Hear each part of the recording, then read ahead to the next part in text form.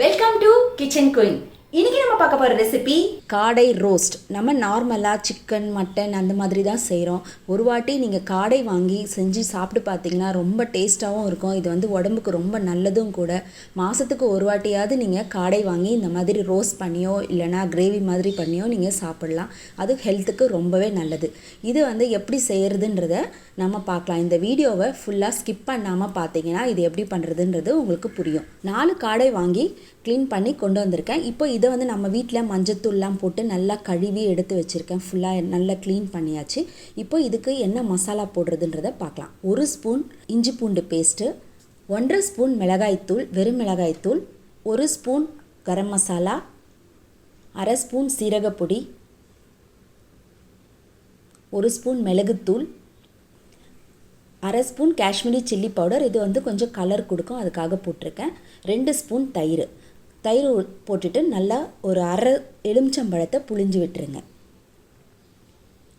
இந்த மாதிரி 1/2 எலுமிச்சம்பழத்தை அந்த விதை இல்லாமல் நல்லா பிழிஞ்சு விட்டுட்டு தேவையான உப்பு போட்டு நல்லா மிக்ஸ் பண்ணிக்கோங்க. மிக்ஸ் பண்ணுறதுக்கு முன்னாடி கொஞ்சமாக எண்ணெய் ஊற்றிக்கலாம். நம்ம ஒரு 2 ஸ்பூன் அளவுக்கு எண்ணெய் ஊற்றி மிக்ஸ் பண்ணிக்கலாம்.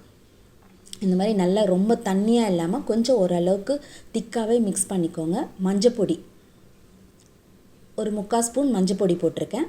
போட்டு நல்லா மிக்ஸ் பண்ணிக்கோங்க. ரொம்ப தண்ணி ஆக்கிட்டிங்கன்னா அது வந்து அந்த காடையில் நிற்காமல் போயிடும். அதனால் கொஞ்சம் திக்காகவே மிக்ஸ் பண்ணிவிட்டு இந்த மாதிரி அது எல்லா பக்கமும் படுற மாதிரி நல்லா ஸ்ப்ரெட் பண்ணி விட்டுக்கோங்க.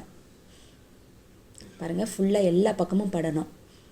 அப்போ தான் அந்த மசாலா வந்து அந்த காடையில் இறங்கி நமக்கு ஃப்ரை பண்ணும்போது எல்லா பக்கமும் உப்பு காரம்லாம் சேர்ந்து சாப்பிடும்போது நல்லாயிருக்கும். இப்போது 4 காடையிலையும் நான் ஃபுல்லாக மசாலாலாம் தடவி வச்சுட்டேன். இதை வந்து நான் 1 மணி நேரம் மேரினேட் பண்ண போகிறேன். நம்ம எவ்வளோ நேரம் மேரினேட் பண்ணி நம்ம ரோஸ்ட் பண்ணுறோமோ அந்த அளவுக்கு அது ரொம்ப டேஸ்ட்டாக இருக்கும். நான் 1 ஹவர் இதை வந்து அப்படியே வச்சிடுறேன். இப்போது நம்ம பொரிக்கிறதுக்கு முன்னாடி என்ன பண்ணணும்னா ஒரு 2 ஸ்பூன் சோள மாவு போட்டு நம்ம பரட்டிட்டு நம்ம பொரித்தோம்னா நல்ல ரோஸ்ட் வந்து நல்லா கிறிஸ்பியாக இருக்கும். நம்ம முன்னாடியே நம்ம சோள மாவு போட்டு மேரினேட் பண்ணி வச்சிட்டோன்னா அது ஒரு மாதிரி ஆகிடும். அதனால் பொரிக்கிறதுக்கு முன்னாடி நம்ம போட்டுட்டா போதும். போட்டுட்டு நல்லா அதை ஃபுல்லாக மிக்ஸ் பண்ணி விட்டுட்டு இப்போது நம்ம கடாயில் எண்ணெய் ஊற்றிக்கலாம். நீங்கள் பொரிக்கிறதுக்கு எண்ணெய் யூஸ் பண்ணுவீங்களோ அந்த எண்ணெய் நீங்கள் யூஸ் பண்ணிக்கோங்க. இது வந்து ஷாலோ ஃப்ரை கிடையாது, டீப் ஃப்ரை தான் பண்ண போகிறோம். அதனால் கொஞ்சம் எண்ணெய் வந்து தாராளமாக ஊற்றிக்கோங்க. ஊற்றிட்டு நல்லா எண்ணெய் காஞ்சதும் காடையை எடுத்து அதில் போட்டுருங்க.